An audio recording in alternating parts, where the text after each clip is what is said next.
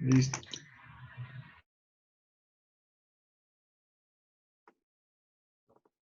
Muy bien, vamos a hablar la continuación del anterior tema, las últimas bacterias que son bacilos gram-negativos. En la anterior clase hemos hablado del Vibrio y del Helicobacter pylori y vamos a hablar ahora de la Pseudomonas aeruginosa y del Campylobacter jejuni. Lo mismo, la Pseudomonas es gran cantidad de especies que tiene la Pseudomonas, solamente vamos a estudiar a la de interés clínico, que es la Pseudomonas aeruginosa. Como ustedes pueden ver, viene de esa manera. Tiene coloración, tiene pigmentos que le dan coloración azul y verde, las piocianinas y las pioperdinas. Pseudomona significa pseudos falso y mona única célula, ¿no? Entonces, como si fuera una falsa presentación unicelular, porque en realidad vienen muchas bacterias que están juntas, ¿no? Y pareciera que fuera uno. Entonces son bacilos gram-negativos, son rectos, generalmente no están solos, son móviles porque tienen flagelos perítricos, no sé si se logra ver por ahí. Son oxidasa positivos, eso es muy importante, porque en el diagnóstico clínico al momento de poder averiguar qué tipo de bacilo gram negativo, digamos, les ha salido en la tinción de Gram, no son fermentadores de carbohidratos, no tienen la capacidad de una fermentación, ¿no? Entonces, no utilizan glucosa, lactosa como fuente de energía. Entonces, cuando salen al laboratorio que no va a utilizar ninguno de estos como fuente de energía, le hago la prueba de la oxidasa y si es positivo, sería una pseudomonas aeruginosa. Y es muy importante poder detectarlo porque es una de las bacterias de mayor importancia clínica de infecciones intrahospitalarias nosocomiales. Entonces, como es oxidasa positiva, igual que las neiserias y otras, es aeróbico estricto. Eh, Resiste la desinfección, eso es algo muy importante. Cuando en los hospitales hacemos una desinfección con hipoclorito de sodio o con algunos más fuertes, como alcohol, lugol, qué sé yo, esas bacterias resisten esta desinfección y pueden sobrevivir, y eso que esas son no fermentadoras, ¿no? Son gram negativos. Entonces, son oportunistas tradicionalmente de infecciones intrahospitalarias, pero ahora también hay infecciones oportunistas en la comunidad. Son bacterias muy resistentes, muy adaptables, crecen fácilmente, les encanta la, la humedad, por eso pueden crecer en soluciones de desinfectantes líquidas, ¿no? Por eso el hipoclorito de sodio, si lo preparamos y no lo usamos, dura 24 horas y hay que botarlo, porque si no crece pseudomonas aeruginosa. Y en los cultivos cuando crece, y también en las infecciones en vivo, van a crecer las colonias de estos colores, lo que produce pigmentos, que dan color característico en el cultivo, que crece con unas colonias verdes, azuladas, y tiene un olor también muy característico, la pseudomonas poligomas. Entonces ya sabemos que es una infección que es verdosa, mucoide, purulenta, azulada. Entonces podemos ver que es una infección por pseudomonas aeruginosa. La estructura antigénica tiene cápsula, entonces tiene el antígeno K, que es mucoide, que es prominente. No dice acá, ¿no?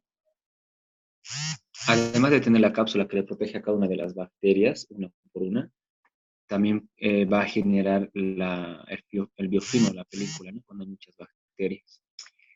Tiene los flagelos, que le dan la motilidad, el antígeno H, fimbrias, el antígeno F, que le permite la adherencia a células epiteliales de nuestro cuerpo. Por eso la pseudomonas produce un montón de enfermedades infecciosas en nuestro cuerpo. Además, posee los sistemas de secreción tipo 3, que es algo que poseen muchas bacterias bacilos gram-negativos, y eso hace que pueda inyectar como una jeringa molecular diferentes proteínas para que la célula del hueso pueda abrir poros y hacer una destrucción y puede inyectar su toxina. Presenta una exotoxina, ya que se llama exotoxina tipo A. Y como les decía, esto va a alterar la síntesis de proteínas y de esa manera la célula va a ser incapaz de hacer su metabolismo normal con una actividad depresora, es inmunodepresora. Los pigmentos que les he hablado, la piocianina, la pioverdina, que no solamente son pigmentos para darle coloración, esos tienen también acciones como mecanismos de virulencia. La piocianina es generador de radicales libres, especialmente de superóxidos, radicales libres de nitrógeno, que empiezan a dañar las membranas celulares.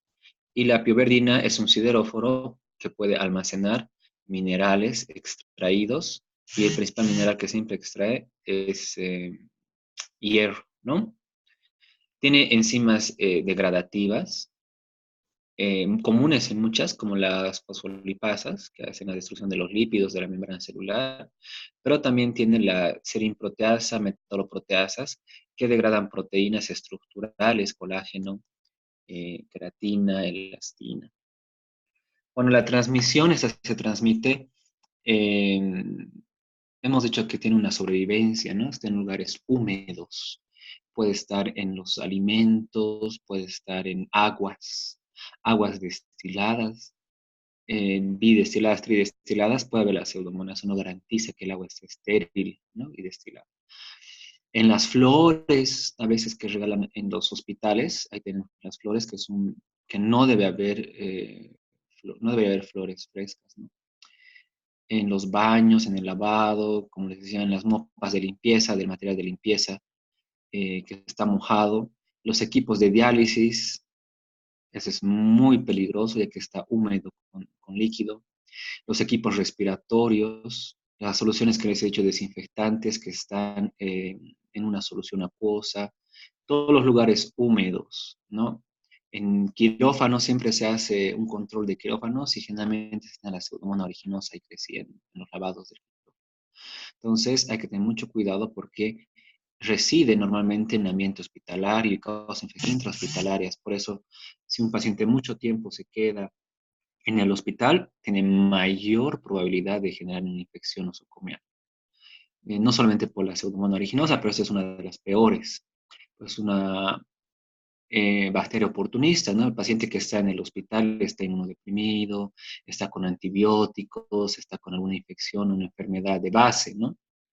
Entonces, un paciente que está por un tiempo muy prolongado va a tener una infección por pseudomonas. Por eso, cuanto más antes se le da de alta, mucho mejor. O pacientes que tengan alterados mecanismos de defensa. Puede ser pacientes con fibrosis quística, alguna enfermedad que no sea infecciosa como la diabetes, ¿no? O enfermedades infecciosas como VIH. Entonces se encuentra en el suelo, se encuentra en compuestos orgánicos, en descomposición, en la vegetación, en agua. Inclusive se ha encontrado hasta en los jardines de los hospitales, es decir, la pseudomonas le encanta estar en el hospital. ¿Qué enfermedades produce? Produce diferentes enfermedades. Infecciones pulmonares oportunistas, porque hemos dicho que se encuentran normalmente en los equipos respiratorios. Entonces, cuando no se hace una buena desinfección o se utiliza un equipo respiratorio de un paciente para otro, ahí está la pseudomonas aeruginosa, ¿no? O estos que se dan a los niños para que puedan broncodilatar. Se me olvidó su nombre, ¿no? Estos ventiladores también para niños. Entonces, lo que puede producir acá es una neumonía, ¿no? Es una bronconeumonía necrosante grave. La bacteria causa infecciones oportunistas, pero las infecciones son graves. Una bronquitis también que puede causar, que eso sería algo benigno, una traqueobronquitis. Pero si evoluciona, nos va a generar una bronconeumonía crónica, necrosante grave, ¿no? Que va a ser bien difícil de tratar al paciente y que lo va, inclusive por muchos años puede tener este paciente hasta inclusive fallecer a causa de esta neumonía típica. Infecciones cutáneas. De hecho, es la principal bacteria que causa infecciones de quemaduras, ¿no? Un paciente quemado Se aprovecha la pseudomonas originosa y causa infecciones. Foliculitis, igual que los estafilococos. Infecciones cutáneas de personas, por ejemplo, hay personas que se exponen mucho al agua de manera frecuente en su trabajo, todo el rato tienen que estar con agua, mojándose, o nadadores, que también le va a dar la otitis, que vamos a verla. Personas que frecuentan salones de manicura y que están todo el rato haciéndose en sus manos, o también, ¿qué se llama esto? Tatuajes. Una de las bacterias que puede hacer esto es la pseudomonas. Inclusive puede llegar hasta pasar la piel, porque esas son infecciones de la piel, ¿no? Externas, que no va a pasar el tejido subcutáneo, pero puede llegar a ser una infección penetrante de la piel, como una osteocondritis, y ya estamos viendo ahí que eh, puede llegar hasta el hueso inclusive, y finalmente un estigma gangrenoso, y ahí va a perder no solamente la piel, la musculatura, y va a llegar hasta los osteoblastos, ¿no? Infección del aparato urinario, sí, va a producir infecciones urinarias en pacientes que están con sonda por mucho tiempo de larga duración y que no se les ha cambiado. Por eso la sonda igual hay que sacar, hay que mandar a cultivo para ver si está teniendo alguna infección. No es frecuente infección urinaria, sabemos, pero puede ocurrir, ¿no? Y si hay una infección urinaria por pseudomonas, hasta la misma orina va a estar de diferente color, olor, característico, ¿no? De esta bacteria. Infecciones del oído, porque igual que la meningitis, puede ocurrir una otitis. Creo que pues una otitis externa, que es la infección llamada del nodo, ¿no? Pero también puede evolucionar a una otitis externa maligna, que ya eso tiene que ver, como les decía, un paciente con una inmunodepresión, como ancianos, niños, diabéticos, y evoluciona hasta una otitis media crónica, que ya ingresa mucho más de nuestros, que una otitis externa, ¿no? Y va a ocurrir una elevada mortalidad del paciente. Infecciones oculares, esto es en personas que usan lentes de contacto, o que constantemente están en la moto, por ejemplo, sin, sin lentes de protección, y se contaminan con el aire que está ahí, la pseudomonas u otras bacterias. Agua contaminada que están poniéndose al ojo también, entonces va a causar ulceraciones corneales, que vamos a ver ahorita algunos ejemplos. Todas las anteriores infecciones puede llegar hasta la sangre, puede producir una bacteremia, y eso sería grave, porque a partir de la bacteremia puede ir a diferentes órganos, una falla multiorgánica, por ejemplo, una endocarditis, y ahí le da una insuficiencia cardíaca congestiva al paciente y fallece. Personas adictas a las drogas, pero que sea por vía parenteral, por inyecciones, y menos frecuente otros tipos de infecciones, como infecciones entéricas, gastroenteritis, digestivas, neuropatías, infecciones del sistema nervioso central, distrofias, atrofias musculares, infecciones del sistema muscular. Ahí tenemos nosotros, por ejemplo, la conjuntivitis que hemos dicho, que se podía dar personas, por ejemplo, en este ejemplo, es de pacientes que se maquillan bastante, van a estos salones cosméticos a maquillarse y tienen una queratitis oftálmica por una pseudomonas originosa, ¿no? Eh, Aquí ya podemos ver el estigma gangrenoso con pus, ¿no? Eh, Purulento, que puede evolucionar también hasta una desbrigación de la piel. Están los respiradores mecánicos que causan infecciones también. El tratamiento es complicado, tiene una resistencia muy elevada a todos los betalactámicos, es decir, imposible dar para pseudomonas, penicilinas, cefalosporinas, monobactams, carbapenems, y por una resistencia cruzada, tampoco dar otros antibióticos como macrólidos, que se debería dar, ¿qué más? Aminoglucósidos, eh, y entre otros que no se puede dar. Entonces, es muy limitado los antibióticos que vamos a utilizar para la pseudomonas, como dice acá. Tenemos que utilizar 2 antibióticos para hacer sinergia. Podemos usar la piperacilina, pero si usamos la piperacilina sola, es resistente. Necesariamente con un IBL, con el inhibidor de beta-lactamasas, el tazobactam. Eso va a ampliar su espectro, perdón, eso va a ampliar ya no va a tener resistencia, pero su espectro va a ser específico para bacilo gram negativo. Damos la ciprofloxacina, que es de amplio espectro, más la ceftazidima, que también es de amplio espectro. Ojo, que damos solo ceftazidima, es resistente, ¿no? Y si damos ciprofloxacina, lo más probable es que sea resistente. Pero si damos los dos, hay una elevada probabilidad de éxito terapéutico. La prevención, ha habido hospitales que han tratado de esterilizar con óxido todo, todo el hospital. No, pues es imposible, es prácticamente imposible. Para otras bacterias también y para la pseudomonas es inútil. Hay que tener una prevención de que no se propague y siempre estar eliminándola. Se debe controlar la contaminación de equipos estériles, que deberían estar totalmente estériles, endoscopios o semi-estériles, ¿no? Que van a entrar en contacto directo con la piel del paciente o con lugares estériles del paciente, ¿no?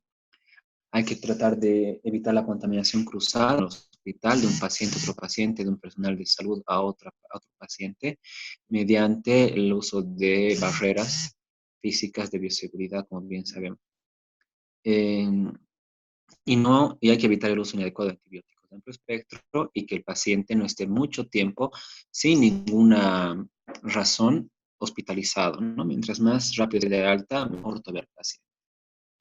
Y finalmente la última bacteria, el Campylobacter, que en realidad el Campylobacter, si bien está clasificado como bacilo gram negativo, es muy pequeñito en forma de coma, es un espirilo, ¿no? En forma de espiral, igual que un sacacorchos pequeño. Microaerofílico, no sé si se acuerdan de esta vía de metabolismo celular que pueden tener las bacterias. Poca cantidad de oxígeno, pero sí necesita oxígeno en poca cantidad, ¿no? Y mayor presión. Oxidasa positivo, igual que todos estos que no son fermentadores.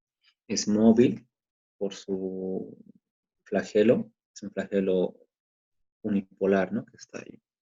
Existen varias especies del Campylobacter, no vamos a hablar de eso. La única que nos interesa es el Campylobacter jejuni, porque se encuentra en el yeyuno. Hay el Campylobacter coli en el colon, Campylobacter fetus, que causa infección, se llama así porque causa infecciones en los fetos, y el Campylobacter upsaliensis, que se le ha dado ese nombre porque se lo ha descubierto en ese lugar, upsaliensis, en Estados Unidos. El de mayor importancia clínica es el Campylobacter jejuni, o también le llaman Campylobacter yeyuni. La estructura antigénica presenta el antígeno somático, que presentan todos los bacilos gram negativos. En este caso es el principal antígeno de superficie, el lipopolisacárido, que actúa como endotoxina, es decir, destrucción celular. El antígeno H flagelar, el antígeno, ya hemos visto su flagelo, y presenta adhesinas y enzimas citotóxicas que todavía tiene que estudiárselo. Este Campylobacter anteriormente tenía otro nombre, está dentro de otra nomenclatura, se lo ha cambiado. Entonces, esta bacteria, y todavía es terrible, van a ver una de las infecciones que va a causarnos, que es el síndrome de Guillain-Barré. No se sabía que se lo asociaba con una infección bacteriana. Es necesario un gran inóculo porque las bacterias, cuando las consumimos por vía oral, van a morir en el jugo gástrico, felizmente, a diferencia de los helicobacters, ¿no? Entonces, pero si el estado de inmunidad del paciente es menor, baja su inmunidad, entonces el inóculo también va a ser menor. En ese caso, aprovecha para causar infecciones. En realidad es una infección zoonótica de las aves de corral y nosotros vamos a adquirir de manera accidental al consumir el alimento de pollo, ¿no?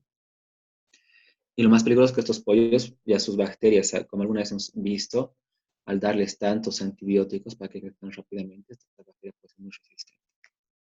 Entonces, lo adquirimos a comer la comida contaminada, leche sin pasteurizar, que es muy peligroso. Acá en Bolivia normalmente se vende leche sin pasteurizar. Si ustedes pueden ver, en las calles se están vendiendo ahora precisamente que se está perdiendo mucha leche, hasta en un boliviano, ¿no? Se está vendiendo un litro de leche. Lo que sí hay que hacer es hay que hervirlo hasta ebullición y la nata que está quedando arriba hay que extraerla y se lo puede guardarse y puede durar por una semana tranquilamente a temperaturas bajas. O comprar leche pasteurizada, ¿no?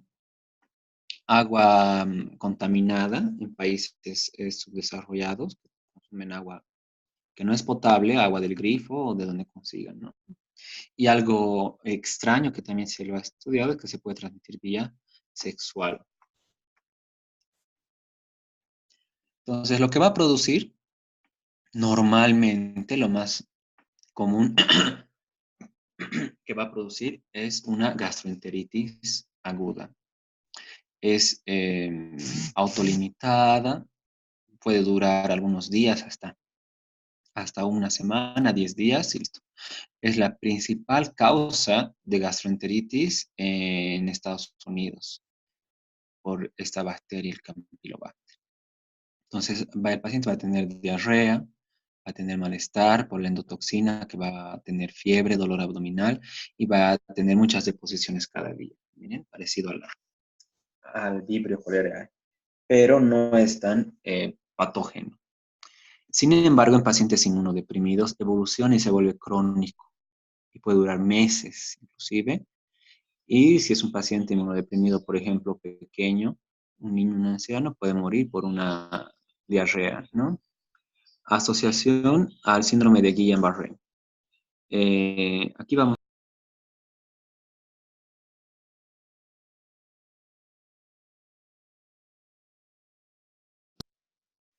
eh, Asociación al síndrome. Entonces, una reactividad antígena cruzada con los gangliósidos. ¿Qué es este síndrome? Se lo conocía bastante este síndrome porque el paciente tiene una parálisis corporal progresiva y se queda totalmente parapléjico de manera progresiva, ¿no? Deja de mover las manos, los brazos, todo. Ahora se sabe que una de las causas es de que todos estos pacientes han tenido anteriormente una infección, una gastroenteritis por este Campylobacter jejuni. Entonces, cuando muere la bacteria, libera antígenos que nosotros los guardamos para tener una memoria, ¿no? Para poder atacarlos. Pero lamentablemente, parte del epítope de estos antígenos va a tener una reactividad cruzada con los receptores, que son gangliósidos, carbohidratos, ¿no? Receptores de los nervios periféricos. Entonces, eso sí es muy lamentable, este síndrome que es terrible. Y también va a producir infecciones intravasculares, que eso también sería peligroso. Luego de una gastroenteritis, llega a la sangre una bacteremia y una septicemia con falla multiorgánica, muerte del paciente, una endocarditis, muerte del paciente y una tromboflebitis séptica también, que va a haber desangrado y muerte del paciente. Entonces, puede ser, lo que gente va a dar es una gastroenteritis autolimitada, pero puede evolucionar de manera maligna. El tratamiento para la gastroenteritis es solamente reposición de líquidos, electrolitos al paciente hasta que termine todo el cuadro en una semana. Pero si agrava, tenemos que dar ya un tratamiento de primera elección, la eritromicina. No le vamos a dar penicilina, directamente eritromicina, un macrólido, o de segunda línea de macrólidos tenemos la acitromicina, directamente se le puede dar acitromicina, es correcto dar en este caso. En caso que sea resistente a los macrólidos, le puedo dar ya más fuertes, tetraciclinas y cloranfenicol, sabiendo todos los riesgos que tienen estos antibióticos, todos los efectos adversos. En la prevención, como les decía yo, el consumo de leche pasteurizada es vital para eso. O ahora que estamos nosotros en escasez, o vamos a estar, hervir la leche hasta ebullición que estamos comprando, ¿no? No consumir carne cruda. De hecho, yo consumo esta leche que estamos comprando porque para ayudar también a los lecheros, ¿no? Que ya se están quedando, no saben dónde vender y están eliminando y botando tanta leche. Entonces, con una simple ebullición vamos a estar tranquilos. Carne cruda no tenemos que consumirla tampoco. Preparación correcta de la comida, tenemos que hacer una cocción eh, moderada. Es improbable la eliminación de los reservorios, obviamente, en las gallinas, en los animales de corral, siempre va a estar presente ahí. Por eso hay que hacer no solamente esta bacteria, muchas otras, hay que hacer una preparación correcta de la comida, ¿no? Porque sí o sí, antes hay que lavar el pollo, algunos ni siquiera lo lavan, ¿no? Antes de prepararlo. Y hay que hacer una buena cocción. Eso sería todo en cuanto a esta clase. Con eso hemos terminado todas las bacilos gram negativos.